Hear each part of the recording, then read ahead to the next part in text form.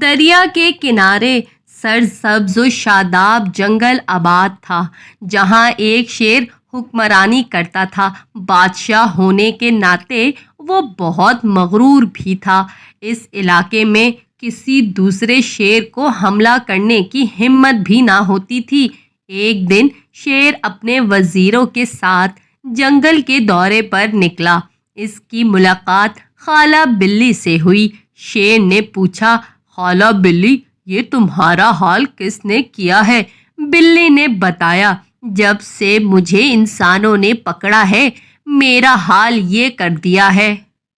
خالہ بلی کی بات سن کر شیر طیش میں آ گیا اور کہنے لگا، خالہ، مجھے اس انسان کا پتہ بتاؤ، ابھی اس سے تمہارا بدلہ لیتا ہوں۔ یہ سن کر بلی بولی، تم نہیں جانتے انسان بہت خطرناک ہوتے ہیں۔ آخر خالہ شیر کو لیے انسانوں کی بستی کی طرف روانہ ہو گئی۔ راستے میں ان کا ٹکراؤ ایک لکڑہارے سے ہوا جو لکڑیاں کاٹ رہا تھا۔ لکڑہارے کو دیکھتے ہی بلی نے کہا، یہ انسان ہے۔ شیر نے فوراً کہا، میں تمہارا مقابلہ کرنے آیا ہوں اور اپنی خالہ کا بدلہ لینا میرا حق ہے۔ لکڑہارے نے شیر کو جواب دیا، کیا تمہاری خالہ نے یہ نہیں بتایا کہ انسان بہت خطرناک ہوتے ہیں؟ انسان کی بات سن کر شیر نے کہا، میں تمہیں ابھی مزہ چکھا کر ہی رہوں گا۔ جب لکڑہارے نے وقت کی نزاکت کو بھانپ لیا تو اس نے کہا، ٹھیک ہے، تم یہیں رکو، میں لکڑیاں جھوپڑی میں رکھ کر آتا ہوں۔ اے انسان رک، مجھے کیا پتا تو واپس آئے گا یا بھاگ جائے گا؟ شیر نے کہا۔ لکڑہارا واپس جانے کے لیے پلٹا ہی تھا کہ لکڑہارے نے کہا، مجھے لگتا ہے میرے آنے تک تم یہاں سے بھاگ جاؤ گے۔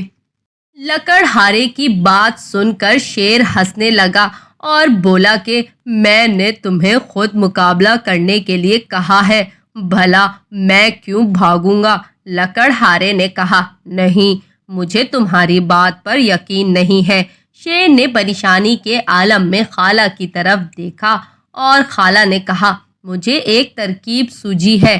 ایسا کرتے ہیں کہ شیر کو اس درخت سے باندھ دیتے ہیں۔ چنانچہ شیر اس ترکیب کے لیے مان گیا۔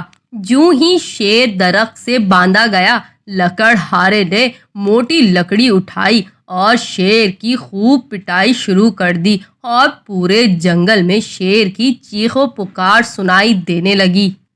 شیر کی اچھی طرح پٹائی لگانے کے بعد لکڑہارے نے کہا کہ بلی، اپنے بھانجے کا خیال رکھو، میں ابھی آتا ہوں۔